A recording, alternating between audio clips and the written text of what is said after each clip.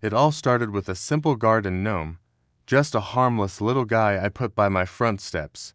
His name was Bartholomew, a housewarming gift from my sister when I moved into Oakage Estates 6 months ago.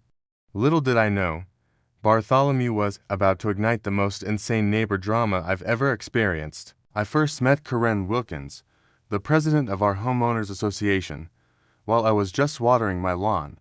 She marched right up my driveway, clipboard clutched to her chest, and a scowl that could curdle milk.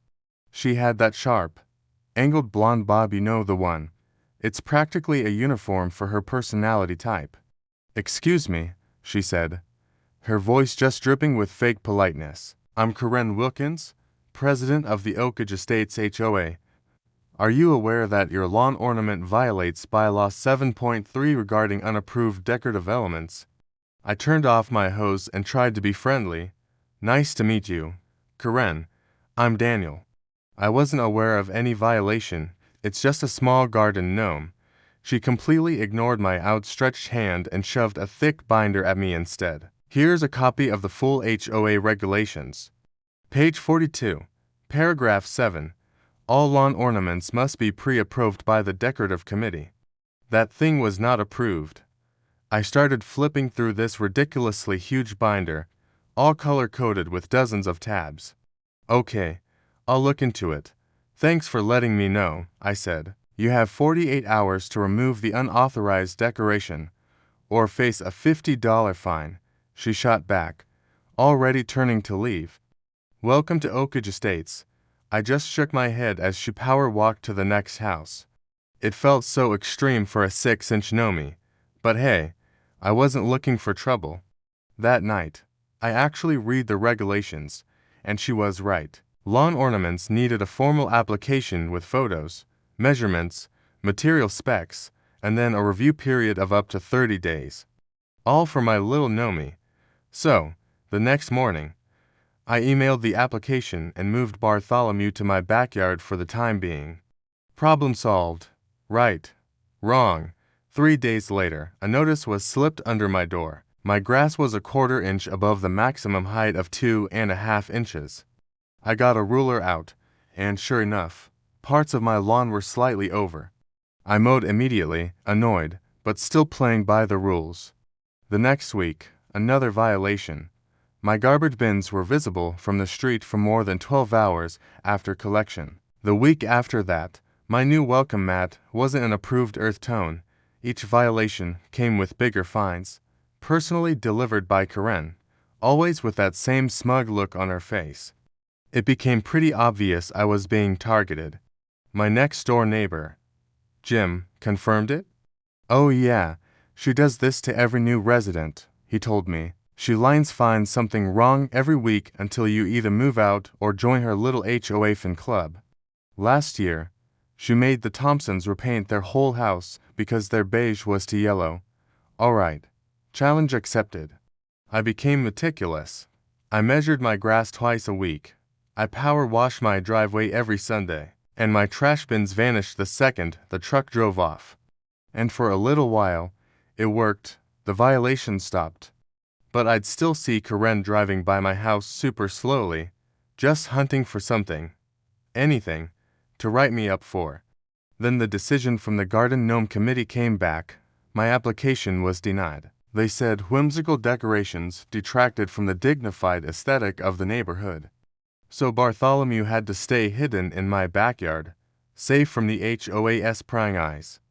But the real trouble started when I decided to repaint my front door. I picked a color straight from their approved list, midnight navy, and spent a whole Saturday painting it perfectly. The very next morning, Karen was on my doorstep, violation notice in hand. "This is not the approved color," she said, with this little smirk of satisfaction. I held up the paint can.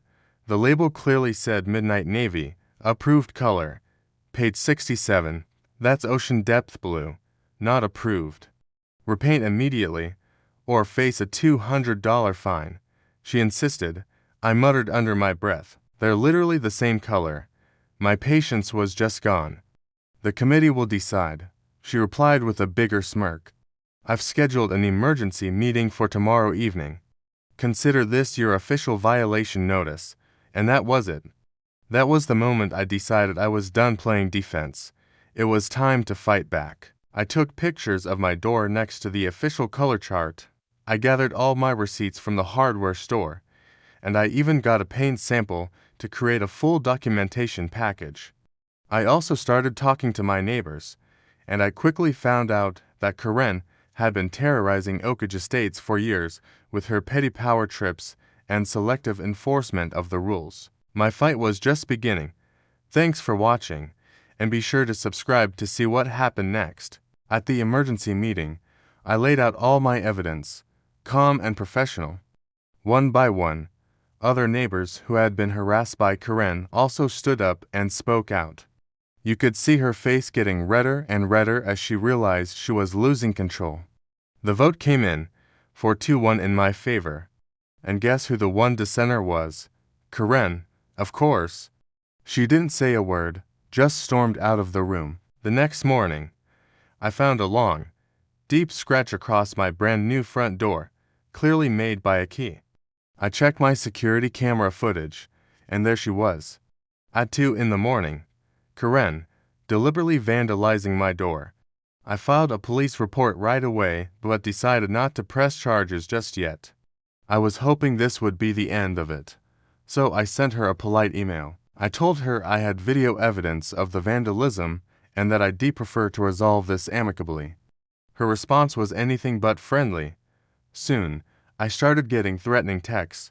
Things like, "You think you're so smart.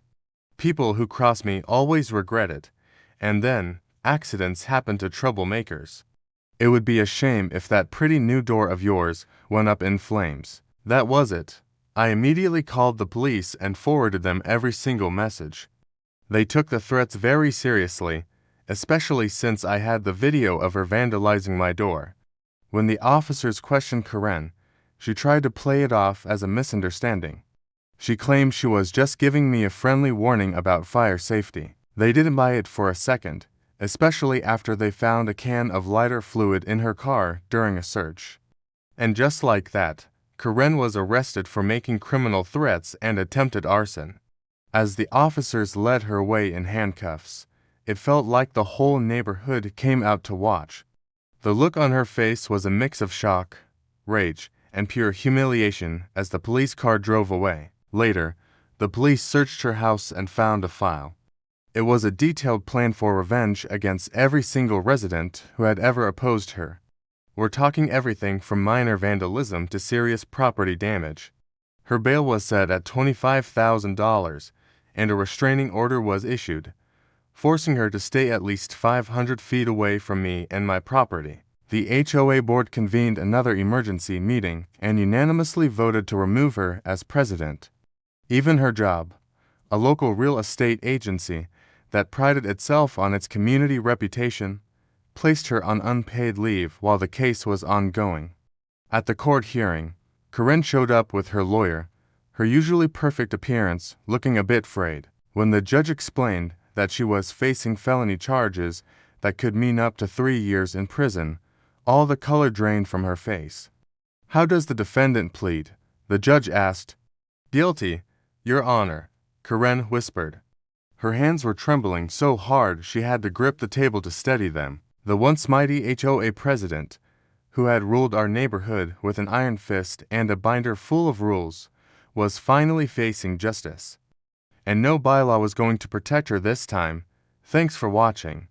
If you have a crazy HOA story of your own, drop it in the comments below. And don't forget to like and subscribe for more content.